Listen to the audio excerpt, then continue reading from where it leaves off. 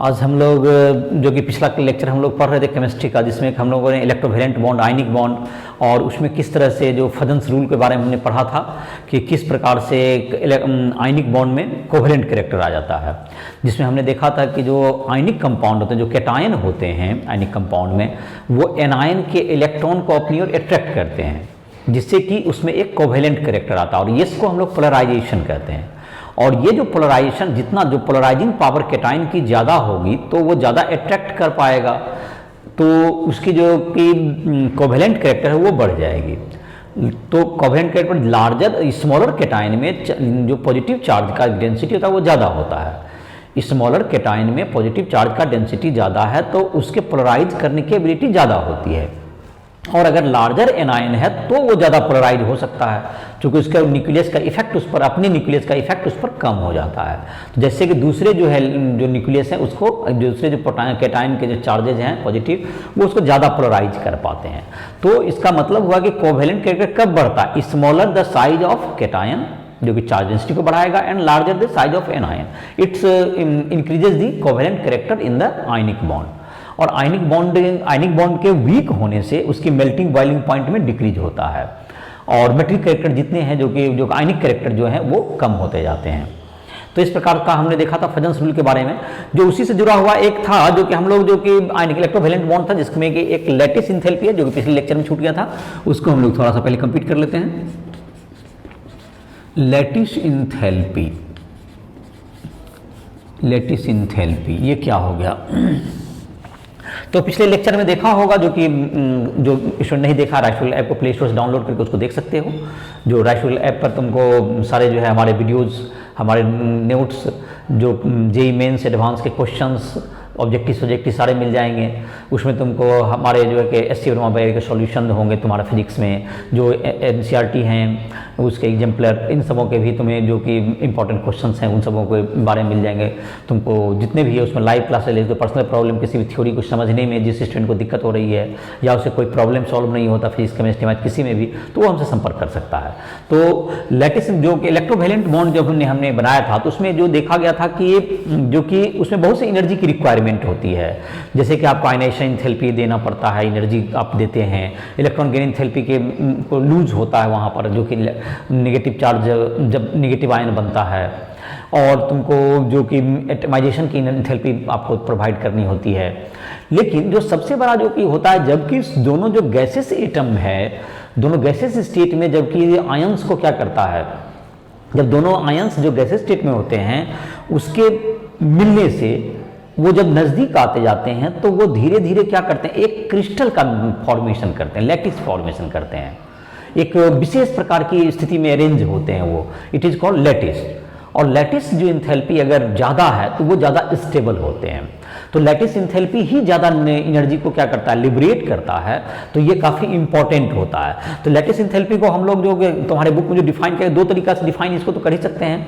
एक जबकि क्या हो गया, जो कि एक बार लैटिस को ब्रेक करना है, या लैटिस बनते समय, दोनों में एंथैल्पी के चेंज में निगेटिव का अंतर होता है।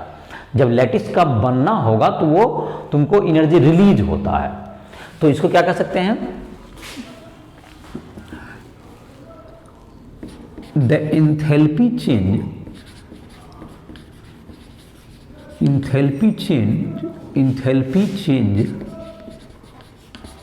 when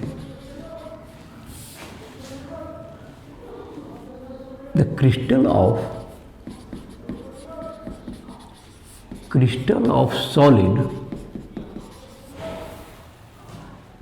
solid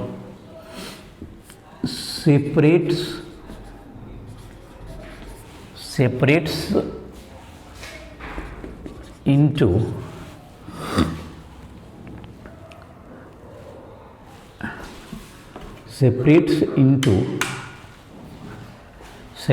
into ions in gaseous state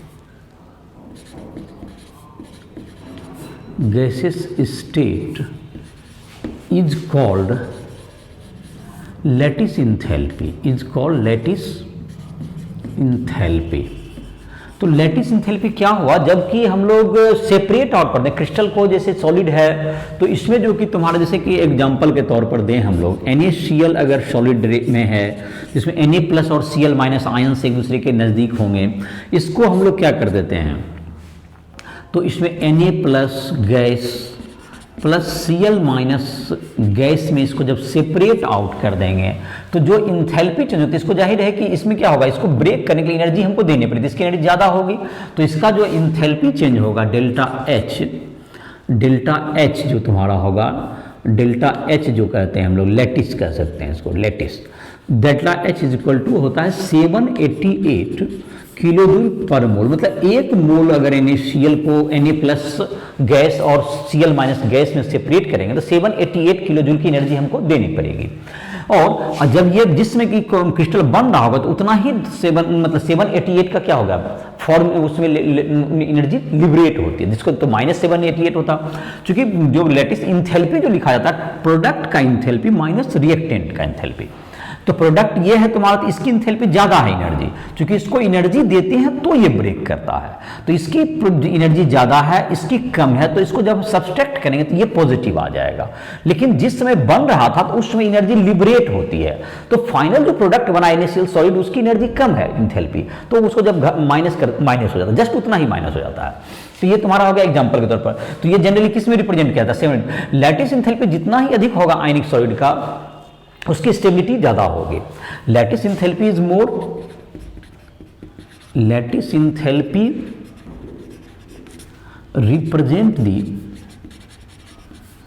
represent the strength of ionic bond. तो ये ज्यादा होना मतलब क्या होगा, ये बॉन्ड को मजबूती का संकेत देता है, जो किलो जूल पर मोल में हम लोग जनरली रिप्रेजेंट कर सकते हैं इसको। और अगर लैटिस इंथैल्पी ज्यादा हुआ तो जो लैटिस इंथैल्पी से अधिक अगर हाइड्रेशन इंथैल्पी होता है किसी की, तो वो डिजॉल्व हो सकता है।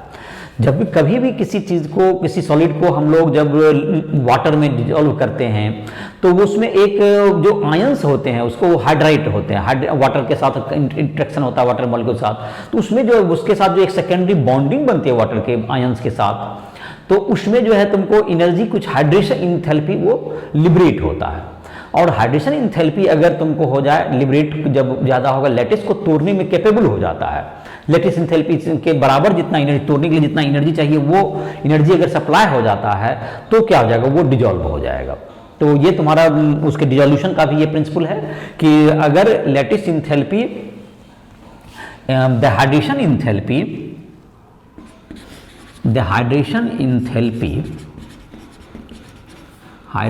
Enthalpy of ions is more than lattice enthalpy,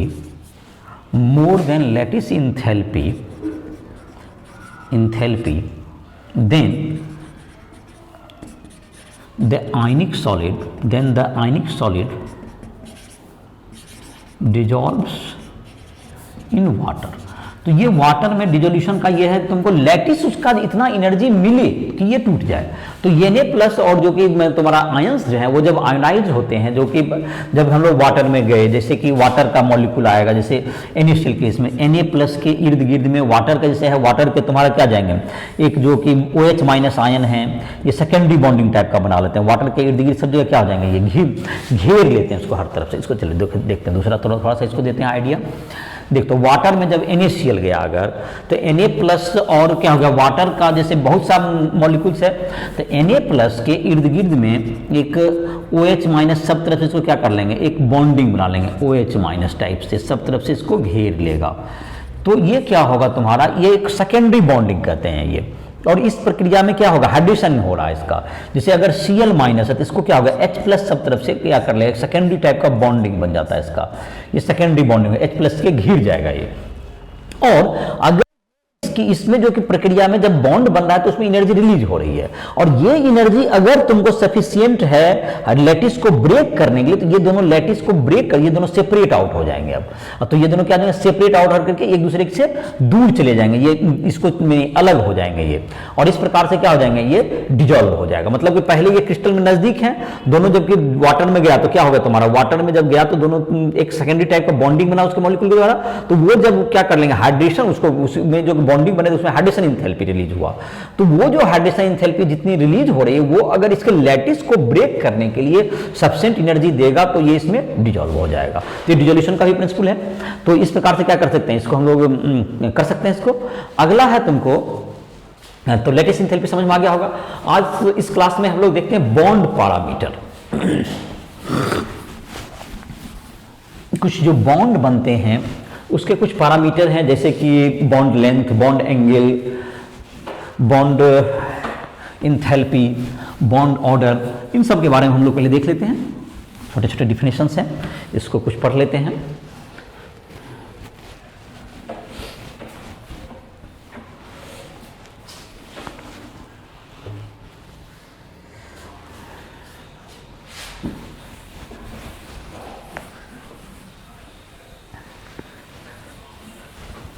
bond parameter,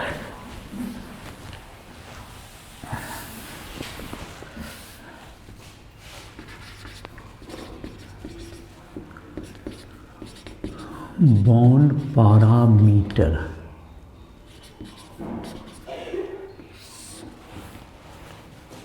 bond parameter, इसमें जो है बॉन्ड को डिफाइन करने के लिए, जैसे है तुमको पहला है तुमको bond length,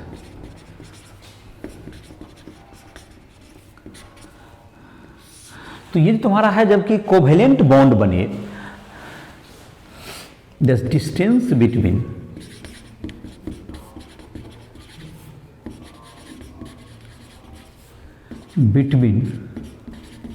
nuclei of atoms और आयंस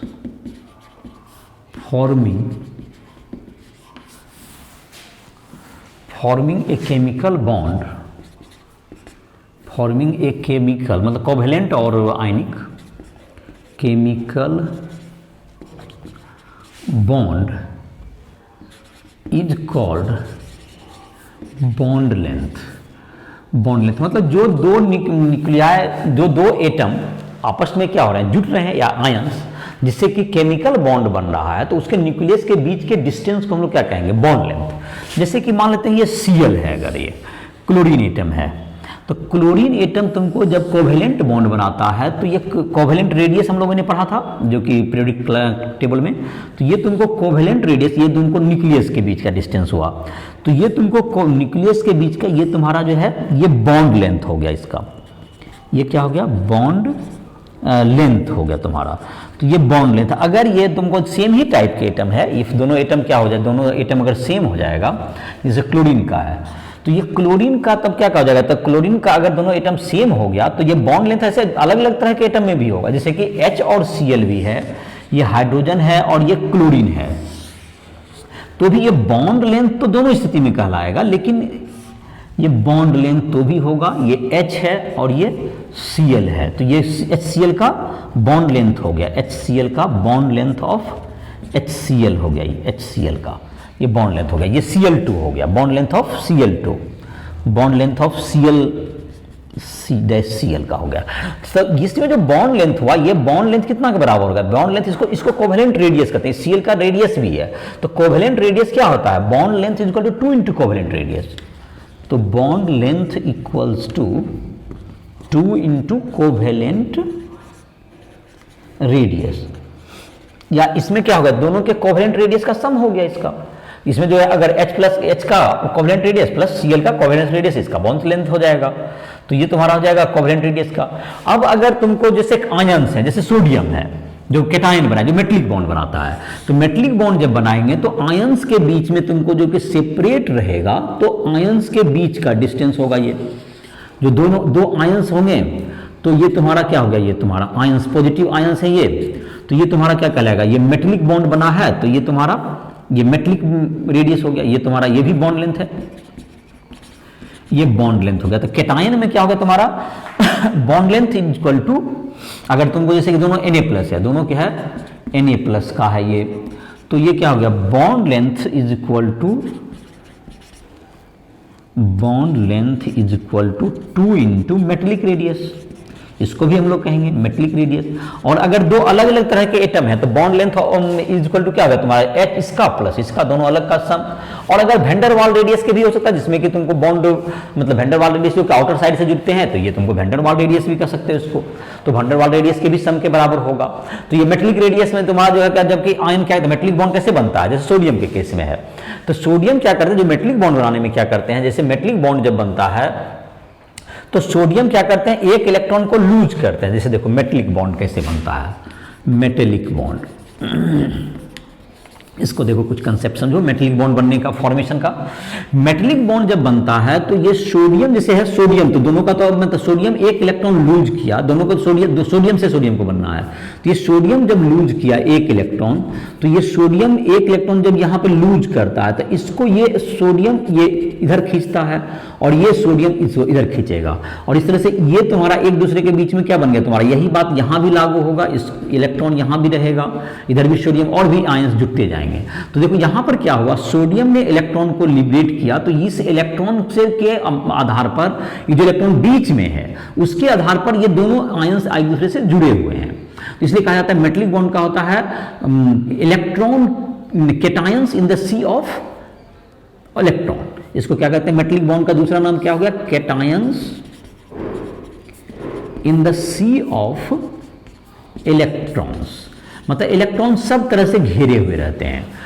तो और जो कि तुम्हारा आयनिक बॉन्ड होता है तुमको वो नॉन डायरेक्शनल होता है, उसका कोई डायरेक्शन नहीं होता, आयनिक बॉन्ड के कोई डायरेक्शन नहीं होते, हर तरफ से वो इलेक्ट्रोवैलेंट मतलब एक तरह से वो घिरा हुआ होता है, आयनिक बॉन्ड भी या मेटलिक बॉन्ड भी नॉन डायरेक्शनल बॉन्ड है सब। कोवैलेंट बॉन्ड के डायरेक्शन होते हैं, उसके अलग अलग उसको हम लोग डील करेंगे। तो ये तुम्हारा हो गया क्या चीज़ है, बॉन्ड लेंथ के बारे में बात हुआ, ये बॉन्ड पैरामीटर में तुम्हारा बॉन्ड लेंथ हो गया तुम्हारा पहला। अब हम लोग देखते हैं bond angle.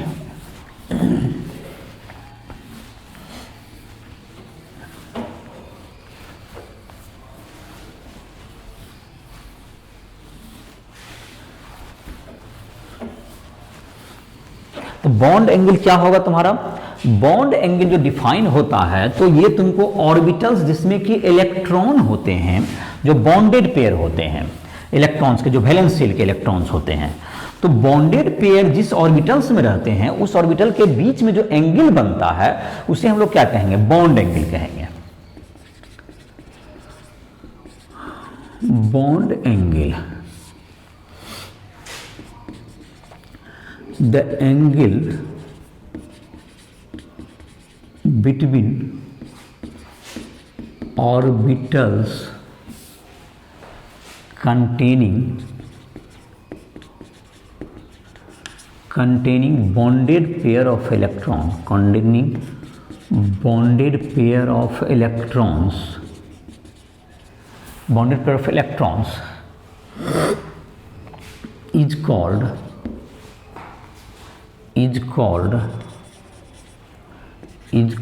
bond angle of the molecule, is called bond angle of the molecule। तो जिस मॉलिक्यूल में जैसे कि जो ऑर्बिटल से बीच में जो एंगल बनेगा जिसमें कि वैलेंस इलेक्ट्रॉन रहते हैं, जो बॉन्डेड पेयर ऑफ इलेक्ट्रॉन रहेंगे, वो क्या कहलाते हैं, उसके बॉन्ड एंगल। जैसे बॉन्ड एंगल जैसे दिखाते हैं, मतलब H2O है, तो यहाँ पर O है एक ऑर्बिटल O का, और H का एक ऑर्बिटल होगा, यहाँ पर ऑर्बिटल इस ढंग से रहता है इसका, तो OHH, तो यहाँ H का है। और तुमको ऐसे नॉन बॉन्डेड पेयर भी होते हैं, यहाँ पर दो नॉन बॉन्डेड पेयर भी होते हैं इसमें। तो ये जो तुमको दोनों के बीच में जो एंगल बनेगा इसे हम लोग क्या कहेंगे, ये बॉन्ड एंगल होता है, एक 104 डिग्री के आसपास होता है, इसको याद भी कर रखोगे। H2O का बॉन्ड एंगल है ये, bond angle of H2O 104 degree. और जैसे कि बॉन्ड एंगल तुमको इसको देखना है, जैसे और भी मॉलिक्यूल्स का है, जैसे कि BeCl2 है, तो एक वो Be है, इधर की तरफ Cl होगा, इधर की तरफ Cl है, तो इसमें कितना एंगल दिख रहा है, ये जो ऑर्बिटल्स बने हुए हैं ये कितना बॉन्ड एंगल बनता हुआ दिख रहा है, 180 डिग्री। तो ये सब तुम्हारा क्या कहलाता है, जो जिस ऑर्बिटल में इलेक्ट्रॉन है उसके बीच में जो बॉन्ड बन रहा है वो क्या कहलाएगा, उसका बॉन्डिंग। इसको फिर आगे जो कि हम लोग टॉपिक होगा जिसमें को वेस्पर थ्योरी कहते हैं, V valence shell electron pair repulsion theory, इसके आधार पर जो कि सिडविक पॉवेल इन सबों के द्वारा जो थ्योरी दिया गया है उसके आधार पर हम लोग इसको फिर आगे हम लोग इसकी चर्चा करेंगे, बॉन्डिंग किस मॉलिक्यूल का क्या होगा, उसकी ज्योमेट्री क्या होती है। जैसे ये देख रहे हो इसका लीनियर शेप हो गया, इसका बेंट टाइप का शेप हो गया, तो इन सबकी चर्चा हम लोग आगे करेंगे। फिलहाल एक डिफिनेशन बताना था बॉन्ड एंगल का, वो डिफिनेशन हो गया कि the angle between orbitals containing bond pair of electron in a molecule is called bond angle of that molecule। ये तुम्हारा हो गया बॉन्ड एंगल का डिफिनेशन हो गया सिंपल सा। तो बॉन्ड एंगल के बारे में और फिर चर्चा करेंगे, किसी मॉलिक्यूल का बॉन्ड एंगल क्या होगा। अब है bond enthalpy. Bond enthalpy,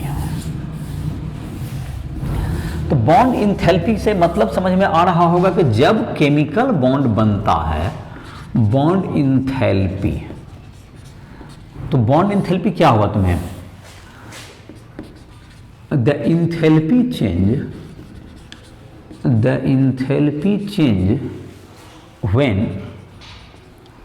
A chemical bond is broken,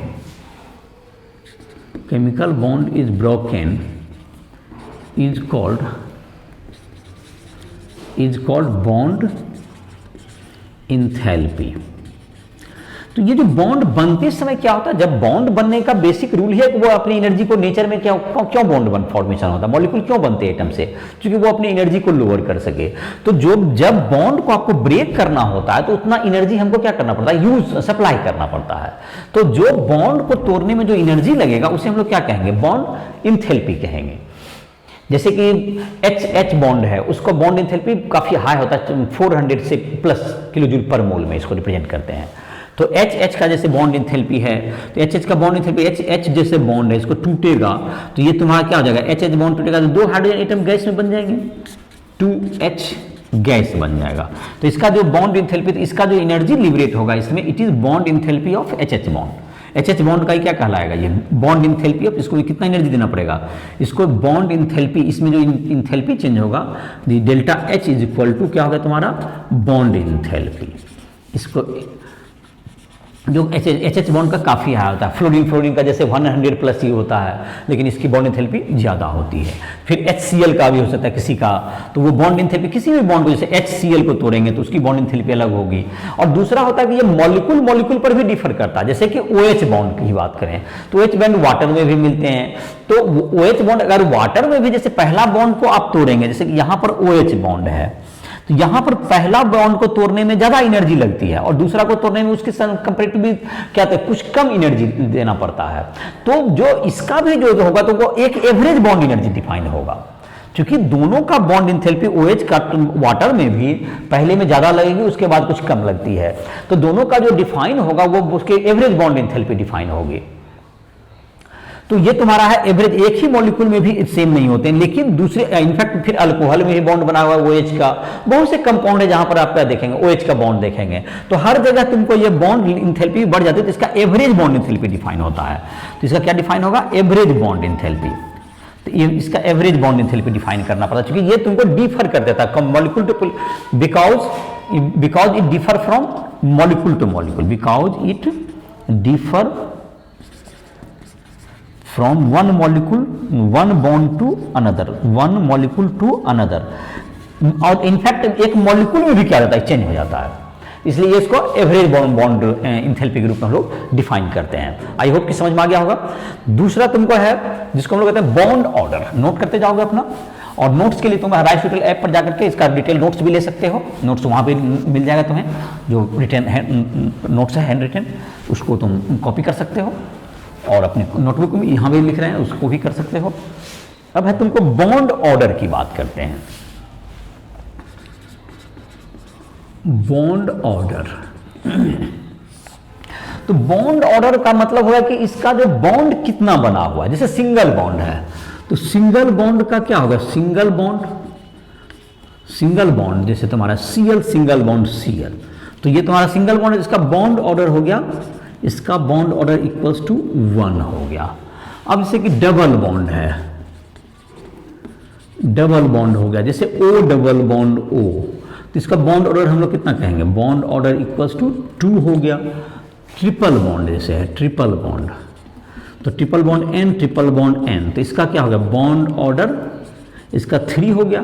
तो ये तुमको जैसे जैसे बॉन्ड हो गया, अब ये बॉन्ड ऑर्डर डिफाइन हो जाएगा तुम्हारा।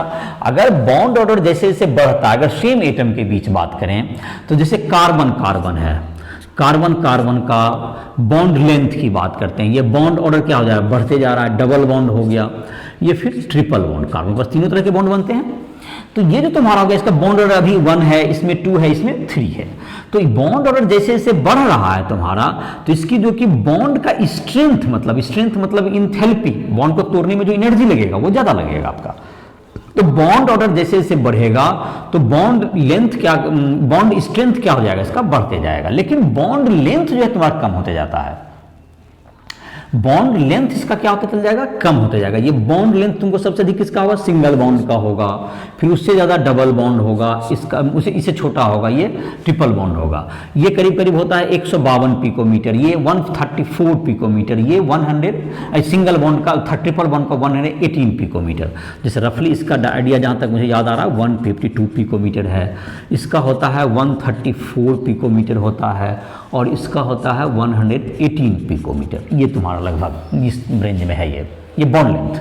तो बॉन्ड लेंथ क्या हो गया, bond length decreases as bond order increases, as bond order increases. तो बॉन्ड ऑर्डर इंक्रीज करेगा तो बॉन्ड लेंथ क्या होगा, डिक्रीज करेगा। जहां तक बॉन्ड स्ट्रेंथ की बात है, जैसे इसी एग्जांपल में लें तो बॉन्ड स्ट्रेंथ तुम्हारा डबल बॉन्ड को तोड़ने में ज्यादा एनर्जी लगेगा, ट्रिपल बॉन्ड को तोड़ने में और ज्यादा एनर्जी लगेगा। तो ये बॉन्ड स्ट्रेंथ हो गया, बॉन्ड इंथैल्पी। तो बॉन्ड इंथैल्पी, तो bond enthalpy increases, bond enthalpy क्या हो गया, increases as bond order increases. तो बॉन्ड ऑर्डर जैसे जैसे इंक्रीज करेगा तो बॉन्ड इंथैल्पी इंक्रीज करेगा। तो इस प्रकार से तुमको बॉन्ड पैरामीटर तुमको जो 4 था, bond length, bond angle, bond का तुम्हारा क्या कहते हैं, बॉन्ड का स्ट्रेंथ, बॉन्ड इंथैल्पी जिसको कहते हैं, और तुम्हारा ये हो गया बॉन्ड ऑर्डर। तो ये तुमने देखा बॉन्ड ऑर्डर 1 हो गया, 2 हो गया, 3 हो गया। तो इस प्रकार से क्या हो गया तुम्हारा, ये तुम्हारा बॉन्ड पैरामीटर समाप्त हुआ। अब है तुमको इसी टॉपिक में चाहे तो एक और टॉपिक कवर कर सकते हैं जिसको हम लोग कहते हैं हाइब्रिडाइजेशन। तो हाइब्रिडाइजेशन इसमें इस लेक्चर में हम लोग देख लेते हैं, हाइब्रिडाइजेशन नहीं, ये तुमको देख लो, वो तो खैर बैलेंस बॉन्ड थ्योरी जब बताएंगे उसमें बताएंगे। और अभी देख लेते हैं एक तुम्हारा है जो कि कहलाता है, जबकि एक लुईस डॉट स्ट्रक्चर किसी को डिफाइन नहीं कर पाता है, किसी मॉलिक्यूल के प्रॉपर्टी को, तो उसके लिए हमको एक सेट ऑफ जो लुईस डॉट स्ट्रक्चर है उसके द्वारा उसको रिप्रेजेंट करते हैं हम लोग। तो इस को हम लोग रिजोनेंस कहते हैं, और ये जो स्ट्रक्चर बनते हैं जिसको हम लोग रिजोनेंस स्ट्रक्चर कहते हैं। तो रिजोनेंस स्ट्रक्चर के बारे में हम लोग इस लेक्चर में देख सकते हैं। तो इस लेक्चर में हम लोग देख लेते हैं रिजोनेंस स्ट्रक्चर।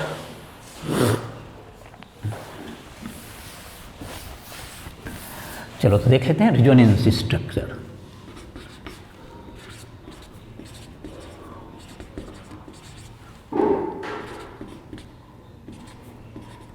रिजोनेंस स्ट्रक्चर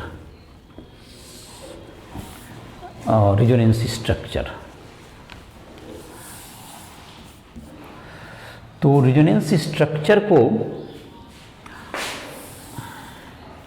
नहीं, तो रिजोनेंस स्ट्रक्चर के लिए एक फ्रेश लेक्चर ही लेते हैं। चलो इसको अभी इस वीडियो को यहीं समाप्त करते हैं, इस लेक्चर को। तो बाकी जिसको समझने में दिक्कत है उसके लिए हमसे संपर्क कर सकते हो, राइटफुल ऐप के माध्यम से प्ले स्टोर से डाउनलोड करो। और इस लेक्चर को, और नेक्स्ट लेक्चर में हम लोग रिजोनेंस स्ट्रक्चर देखेंगे। इसी के साथ इस लेक्चर को समाप्त करते हैं।